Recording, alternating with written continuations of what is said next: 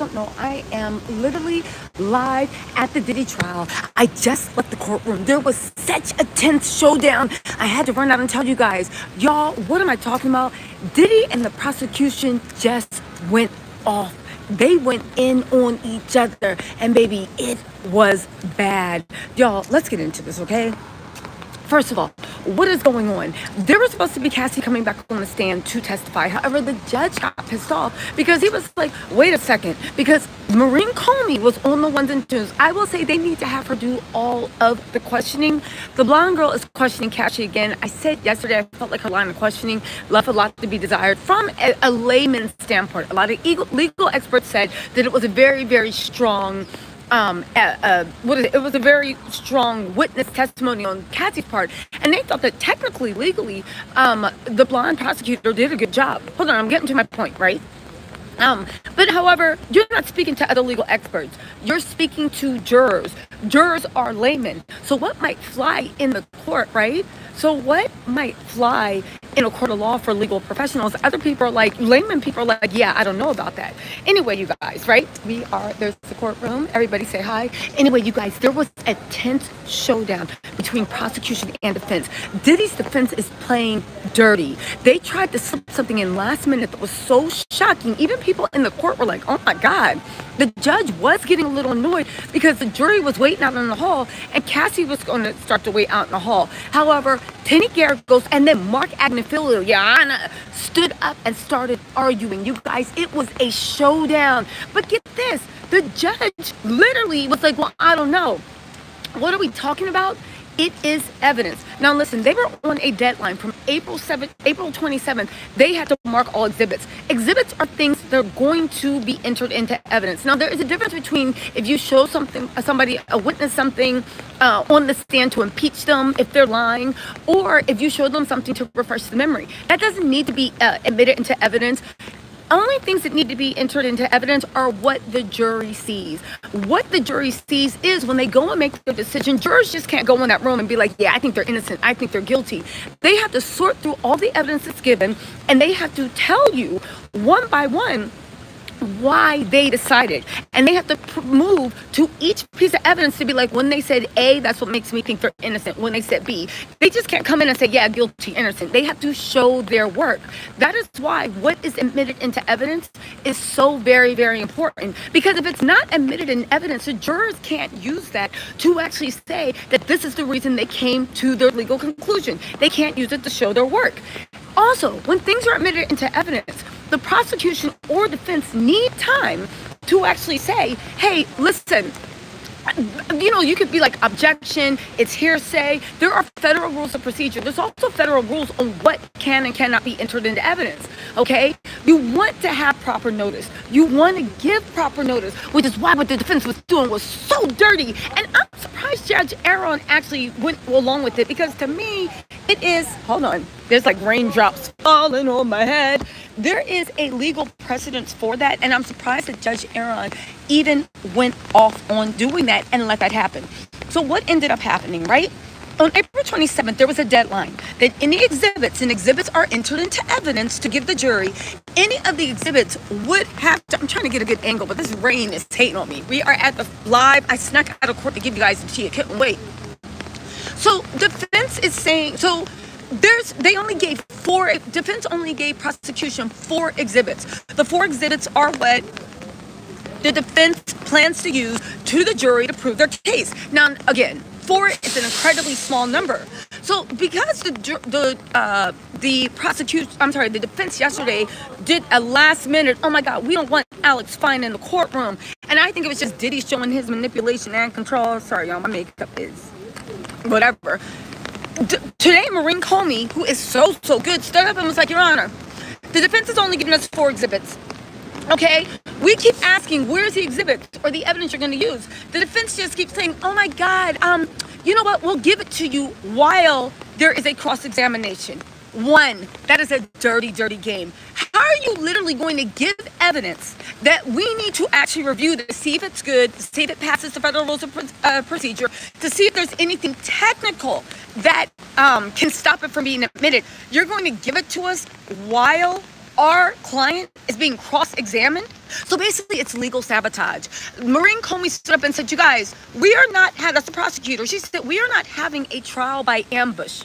Okay? You can win a trial by ambush because once something is admitted in evidence, you can't come back and say, oh, no, take it out. You literally only get one chance. Natalie Lee, thank you for joining the Tattletales. Anyway, Maureen Comey stood up and said, absolutely not. And it got so tense. Hold on. Let me try to open my umbrella and read y'all my notes. Thank y'all so much for coming out and supporting. Okay, right? Oh, I also have some notes on who was actually there. I saw Diddy's PR person. She's a woman, long dark hair, very curvy, very beautiful. She was wearing a black and brown curvy dress.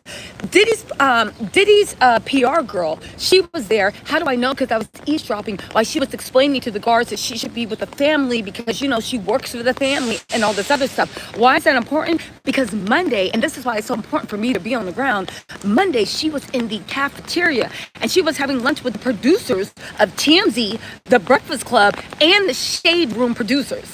Again, Diddy's PR person, and I'm sure they were just talking, was having lunch Monday in the cafeteria. She doesn't know anybody knows this is PR. I just found out by eavesdropping. She was having lunch in the cafeteria with TMZ's producers, Breakfast Club producers, and Shade Room producers. Why is that important? I don't know. Watch for their coverage. You know this is like what? Now that Cassie's on trial, they're releasing a dumb video of Cassie at Diddy's 58th or 48th birthday, and they're supposed to be looking loved up. Again, I told y'all TMZ was 100% on Diddy's side, and I think we now have proof. But let me get back into this, right? Anyway, they put Diddy's PR person with the family after her explaining to the guards how she should have space because there was limited room in the courtroom. Also, Diddy came in wearing a butter yellow sweater, the color of the season, and a white shirt. There was a juror that submitted a letter saying on June 20th, she has something and she cannot be there. They're thinking that they're still going to keep her on the jury and they'll work around it, but it's unclear. Defense or prosecution might object, and if they do, she'll be out of there and they will put an alternate in. All right? So here's the whole thing. Oh, Janice Combs came in. She had on a bad platinum bomb pixie cut. She's actually a really small woman. She looked good. There were a lot of men coming in on Diddy's side today, a lot of guys. Oddly enough, I didn't see the twins, Jesse and Delilah, and also Chance. I have not seen them. Maybe they're coming in later. I also didn't see Misa Hilton Brim. I didn't see Daphne. Actually, I didn't see any of the women on Diddy's side. I guess they heard the coverage and they saw it was a bad look, that they were sitting there looking stone-faced while their father was being accused of the most horrible things, almost as if it wasn't a surprise, all right? Oh, y'all want a fit check? I'm in my legal eagle. Oh, sorry. Y'all can't see. Anyway, I'm wearing a legal eagle dress. Okay, so anyway, so here's the thing. The prosecution was mad because they were saying that the defense did not produce exhibits that is evidence. Again, she got up and she was mad. She was like, yo, we're not doing. She basically said that they're playing dirty. They're trying to have a trial by ambush, right? They said that if you have these evidence you're going to use, you need to use it now, not in the middle of a witness cross-examination. Why is that important? Because when you are on the ones and twos, you need all eyes, right? You need all eyes on your witness, on a cross-examination, especially when Cassie's being cross-examination, and they're going to tear her apart. Oh, it's Megan like Reagan. It's Megan like Reagan. Megan like Reagan said, this is the content I want. Who's looking at who? Yes, exactly. So, anyway, when your witness is being cross-examined, okay, they are under hostile fire. You are supposed to be taking notes, paying attention. You're literally making your legal playlist on demand. You need all eyes on them. For you to give new evidence that I have to see whether it's real, I have to see whether it's admissible, I have to check and make sure it's valid. That is a legal dirty trick. It's one that I think the judge should have actually just shut down and said, absolutely not. And here's the thing, the prosecution was like, listen, if you have this mess, at least give it to us by the morning of. Do you know that Tenny Garrigo stood up and was like, Your Honor, we're like they're elves in a shoe. Your Honor, we're working round the clock. Even last night we were up late, and even last night we were up late, and we don't know what we're going to use. So as we find out, we'll let them know. And unfortunately, it actually might be on cross-examination. And I was like, wow, the nerve and the balls of these people to do this. I was waiting for the judge to shut it down. They did not. So Maureen Comey wasn't done. She stood up and was like, Your Honor, no. You know what you're using. At the very least, we are within our rights to say, can you at least give it to us by by lunchtime, right? Because you might have her for cross-examination by lunchtime. It is coming down over here. Can you, I'm just telling you real quick, and then I'm going to go back upstairs and take some more notes. She's like, you got to at least give it to us by lunchtime. Then the judge was like, yeah, that, and then Mark Agnifilo gets up and he's like, sorry. They were like, what is it? They said their text message changed. And again, there was a standoff. Mark Agnifilo turned up and was like, listen, we're not the same. The government has the burden of proof. We don't. And this is the evidence they gave us. And also Rule 16, that's what they were arguing, doesn't say we have to give it to you in a certain time frame. So you'll get it when you get it. It was tense, right? Remember how everybody was like, oh my God, the prosecutors and defense get along so well. Baby, this isn't WWE. This isn't like Celebrity Cage Match. Of course they're going to be cordial in the jury selection because you want all the juries to think that you're nice and sunshine. But when it comes down to court, baby, this is big business. And Maureen Comey was going to war. It was big business, and Maureen Comey was going for war. She did not let it go.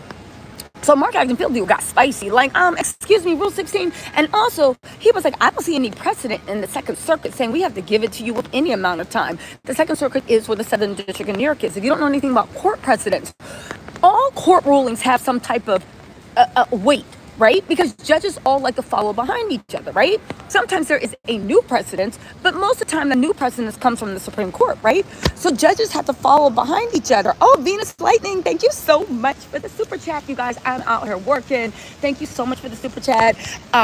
Yes, I'm independent media.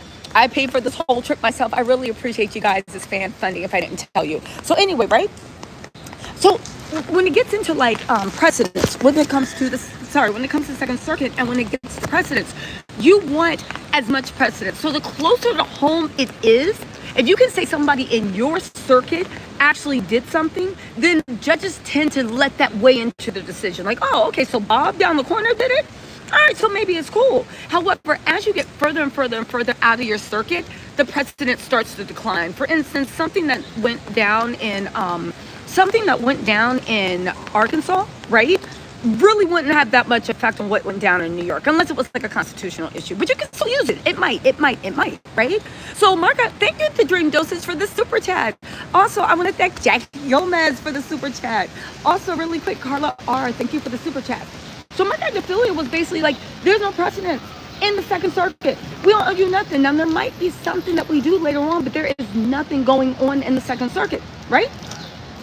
And he thought he'd like shut that shit down. And I was just like, first of all, Mark Agnifilo, you've been caught lying to this court, in my opinion, or misrepresenting the truth quite a few times. So, Maureen Comey, that's the prosecutor. I would check that if I were you. That's what I was thinking. Maureen Comey was all on it. Before Mike even sat down, she popped up and was like, Your Honor, I'm gonna have to check that because I don't know about that. Let me read the thing. So then the judge was like, well, Mark Agnifilo will be happy to share the footage with you. No, the precedent cases.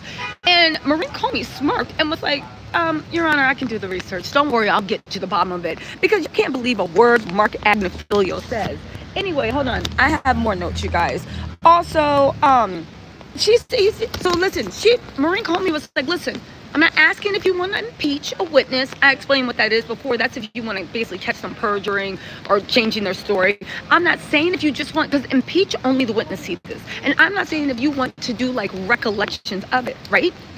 I'm not saying that if you want to do recollections. I'm not saying that is an issue.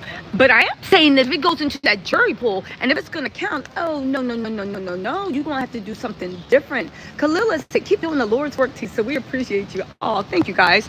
So anyway, right? What this was tense. Again, I know y'all think I be putting 20 on 10, and I do, but it was tense. But I loved it because finally the prosecution is fighting back. I literally heard, knock if you buck, knock if you buck. See, I'm a down pistol holder. Literally, they was literally about to squabble up. So anyway, right? They said you're not. So then the after Mark Anthony was like, yeah, I don't know what the defense want, no, what the prosecution wants. She jumped up and she was like, I want those documents and I want them now, please. They have the documents and they're refusing to hand them over because they want to ambush Cassie. They want to make her look stupid on the stand. They want to have her break down. But more importantly, they're even defying Judge Aaron's court orders. And I wonder when Judge Aaron is going to notice that. You said that they were supposed to be there on the 27th and everything in, and now they're saying they didn't because they're working around the clock. But even if you're working, they said we even have paralegals now trying to check. Well, if you are, then where's the evidence? Are they going to rush in like this is like my cousin Vinny at the last minute? So anyway, Tini was like, I want the evidence and I want it now, please. That's exactly what she said verbatim. I said, yes, girl. You know I love when somebody dropped in. It was like really courtroom shade, professional drama. But it was tense, okay? So then, there's more. Hold on. I got my notes. There we go. Basically, there and tries to gaslight again. Talking about some, listen, trying to act like it's impossible for them to get it in a reasonable time. Your Honor, we've complied with everything. And Maureen Comey, the prosecutor, was like, Your Honor, they've given 4 exhibits. So oddly enough, Judge Aaron, and then they said, she said you cannot mark exhibits right, and that's to mark them is to enter them to the jury as evidence right before a cross-examination. That is So the judge steps in and he's like, listen, I'll rule on this as a matter of practicality, not just for this, but for every day, right? Again, he talks about the 427 deadline. Mark Agnifilio gets up and starts barking again. Yana, there's no precedence. But again, you have been shown to mislead before, so we can't believe the word you said. Yeah, check that on the 1s and 2s. So finally, the judge makes an odd ruling where he was like, okay, I'll rule on this at the end of the day. But in the meantime, for this case, for today with the thing, just give it to him right before cross-examination. And the prosecutor jumps up again, Maureen Comey, and she was like, Your Honor, no, that is not enough time. But she says it more professionally. So then all of a sudden he snaps on her. He's like, well, I don't understand. If you knew that they were having exhibits and they only gave you 4, why is this just coming up now? Why didn't this come up before? And I'm like, I think you're getting mad at the wrong person because they defied the order. And Maureen Comey is like, because I've been asking them for exhibits over and over again, and they've been telling me there were 0 exhibits, right? They've been telling me that there was 0 exhibits or they're coming. So he was like, still, you should have known. You should have told me. How are you getting mad at the person that's not really? Greg Missouri, thank you so much for the super chat. Also, I'm going to give a shout out to Angel Dolcino. Thank you for the super chat. And also, Wendy Martin said, hey, T, said, first time catching you live. Thanks for keeping us in the lead. You're welcome, guys. You're welcome. Anyway, thank you guys. So that was going on. And then Comey says, so anyway, the judge asks again, so what do you want, counselor? And she's like, I want their evidence and I want it now. She pushed through the BS. She said, I want their exhibits now, please. And she said no to Mark giving her the case law. She said she'll supply her own. Mark says there's no legal precedence. Maureen Comey is like, yeah, we'll check that. The judge cut off Mark Agnifilio and was like, yo, I thought we agreed that I would do this after trial. Why are we having an argument now? Mark Agnifilio was like, oh, sorry, Your Honor, I guess I snatched defeat from the jaws of victory, right? So then Mark Agnifilio was like, the government can't do this, right?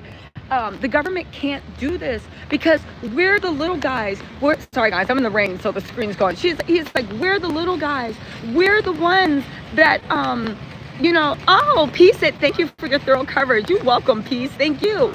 He was like, we're the ones, the government has the thing to prove, not us, so we shouldn't have to prove, right? Okay. Sorry, I need a rain. Okay, there we go, my screen. She's like, the government's the one that has the burden. Anyway, whatchamacallit? The girl was like, y'all, so Maureen Comey, the prosecutor, was like, this is gamemanship. If they want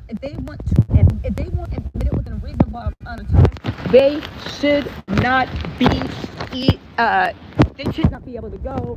The judge then looked at the prosecution and was like, why is this an issue? And she said, literally, Maureen Comey in a nice way was like, because it is obvious this is an ambush. Again, you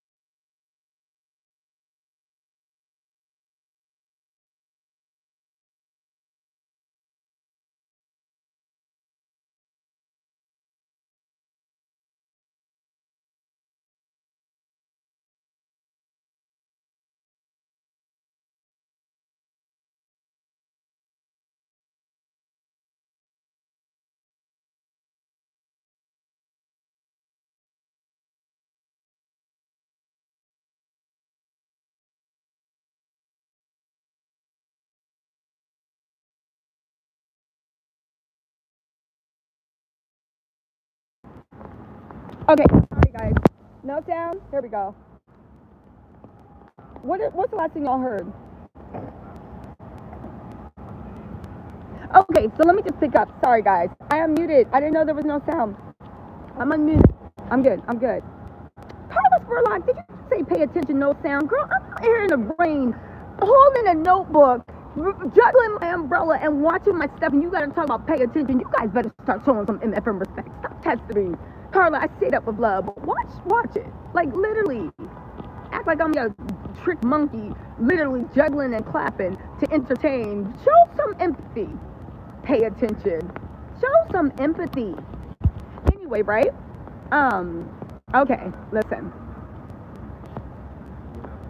Hold on. Okay, so anyway, okay, we got sound, right? Okay, sorry, that just pissed me off. I'm really stressed out right here. You talking about something? Pay attention. I say that with love. Anyway, right? Listen, you're trying your beat. You appreciate you. Thank you so much, Caroline. Okay, so anyway, they went back to Cassie and the stuff about the Suge Knight incident, the fact that they packed up guns. Biggie's best friend, bodyguard manager, D-Rock and Diddy heard Suge Knight was down the hill. Diddy left a freak off, packed up guns, all black, and went down to go handle Suge Knight. I wonder if Suge Knight is going to respond to that from the jailhouse calls. I don't understand why media didn't pick up on that, but I gave y'all the exclusive and told y'all about that yesterday. The prosecution revisited that today. Also, Cassie had her two. Ooh, hold on, my umbrella is coming apart. Oh my God, I'm falling apart today. Also, Cassie had, sorry guys. Also, Cassie, they gave her 2 thumb drives. That was Cassie's photos and videos. The government had put them in hard drives and got them off of her old laptop, computer, and whatever. Cassie also said that Diddy made her ask the escorts whether they were police. This goes into the whole RICO organization. He gave Cassie a script to make sure that the escorts were not police officers, and Cassie had to do that. On top of that, like I said, the tensest thing that happened that made me run out here, right? Cassie also said that she did not fight back toward the end. Early on, she fought back. The rain is getting heavy, y'all. She said early on, she did fight back, but then she realized that just made Diddy get even more violent, stronger, hurt her more. They said whenever she fought back, Diddy was surprised, shocked, more anger and frustration. If y'all want to know what Diddy, also Ray, thank you so much for the super chat. Listen, also, who asked it? Somebody asked a question about how was Diddy looking. Diddy came in looking smug. He came in looking smug. He thought he had a good day yesterday. Huda, thank you so much for the super chat. You said we love you, Tisa. He thought he had a good day yesterday. He came in looking smug, but Marine Comey came in. Aliyah Morton said, it sounds to me like your hand is covering. No, you guys, it's not the hand. It is the rain. But in any case, I'm trying my best to get close to you guys. It is the rain. It keeps coming down. Let me get back in the courtroom because it is coming down right now. The phone's getting rained on. The sound is muffled. I get it. But anyway, I decided to come down here with notes and tell y'all what is going on. I'm going back into the courtroom. I'll talk to y'all later. Okay, I'm going to have more tea. I'm going to start coming out here 3 or 4 times a day, giving y'all updates as the trial goes on, so you don't got to wait until the end of the day. And then I'll do a huge recap thing. I do have some special information that nobody's heard about, and you're going to be the first ones to hear it. I will see y'all tomorrow. Well, actually, what am I saying? In 20 minutes. Huda said, we love you, Tisa. Also, Aliyah Morton said, sounds like your hand is covering the mic. Nope. Thank you, Amy Smith Hightower. I appreciate you. Also, Emily Barr, thank you so much. What other tea can I tell you? Oh, my God. It is raining. Okay, I got to go. It's really coming down. I'll talk to y'all later. Bye.